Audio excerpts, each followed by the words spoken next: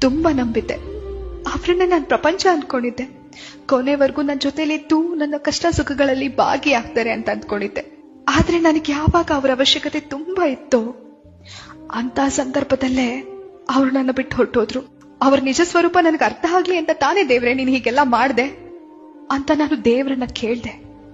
ಅದಕ್ಕೆ ದೇವ್ರು ಹೇಳಿದ್ರು, ಮಗು, ಅವರ ನಿಜ ಸ್ವರೂಪ ಅರ್ಥ ಆಗ್ಲಿ ಅಂತ ನಾನು ಹೀಗೆಲ್ಲ ಮಾಡ್ಲಿಲ್ಲ. ಬದಲಾಗಿ ನಿನ್ನ ನಿಜ ಸ್ವರೂಪ ಏನು ಅಂತ ನಿನಗ ಅರ್ಥ ಆಗ್ಲಿ ಅಂತ ಹೀಗೆಲ್ಲ ಮಾಡ್ದೆ. ನಿನ್ನ ಶಕ್ತಿ ಏನು ಅಂತ ನಿನಗ್ ತಿಳಿಯಲಿ ಅಂತ ಹೀಗೆಲ್ಲ ಮಾಡ್ದೆ. ನಾನು ಯಾರಿದ್ರು ಇಲ್ಲ ಅಂದ್ರೂ ನೀನು ಸಂತೋಷವಾಗಿ ಬದುಕಬಹುದು ಅಂತ ನಿನಗೆ ತಿಳಿಲಿ ಅಂತ ಹೀಗ್ ಮಾಡ್ದೆ. ನಿನಗೆ ನಿಜವಾಗಿಯೂ ಯಾರ ಅವಶ್ಯಕತೆಯೂ ಇಲ್ಲ. ನಿನ್ನ ಜೀವನದ ರೂವಾರಿ ನೀನೇ ನಿನ್ನ ಜೀವನದ ಸಾರಥಿ ಅಂತ ನಿನಗೆ ತಿಳಿಸ್ಬೇಕಾಗಿತ್ತು. ಅದಕ್ಕೆ ಹೀಗೆಲ್ಲ ಮಾಡ್ಬೇಕಾಯ್ತು ಅಂತ ದೇವ್ರು ಹೇಳಿದ್ರು.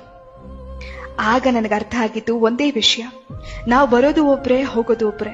ಬಂದ ದಾರಿಯಲ್ಲಿ ನಗ್ತಾ ಮಾತಾಡ್ಸೋರನ್ನ ನಗ್ತಾ ಮಾತಾಡ್ಸೋಣ, ದೂರ ಹೋಗ್ಲೇಬೇಕು ಅಂದವರನ್ನ ಖುಷಿಯಾಗಿ ಬೀಳ್ಕೊಡೋಣ. ಯಾಕೆಂದ್ರೆ ನಮ್ಮದಲ್ಲದ್ದು ನಮ್ಮದಲ್ಲ. ನಮ್ಮದೇ ಆಗಿದ್ರೆ ನಮ್ಮನ್ನ ಬಿಟ್ಟು ಎಲ್ಲೂ ಹೋಗಲ್ಲ. ಋಣಾನುಬಂಧ ರೂಪೇಣ ಪಶು ಪತ್ನಿ ಸುತ ಆಲಯ. ಯಾರಿದ್ರೂ ಇಲ್ಲ ಅಂದ್ರೂ ನಮ್ಮ ಪ್ರಯಾಣ ನಮ್ಮ ಕೊನೆ ಮುಟ್ಟುವವರೆಗೂ ಸಾಗಲೇಬೇಕು. ನಮ್ಮನ್ನ ನಾವು ಪ್ರೀತಿಸಿ ಗೌರವಿಸೋಣ, ಸದೃಢರಾಗಿ ಆರೋಗ್ಯ ಕಾಪಾಡಿಕೊಳ್ಳೋಣ. ಏನಂತೀರ ಕಂದಮ್ಮ? ಅಷ್ಟೇ ಮ್ಯಾಟರು.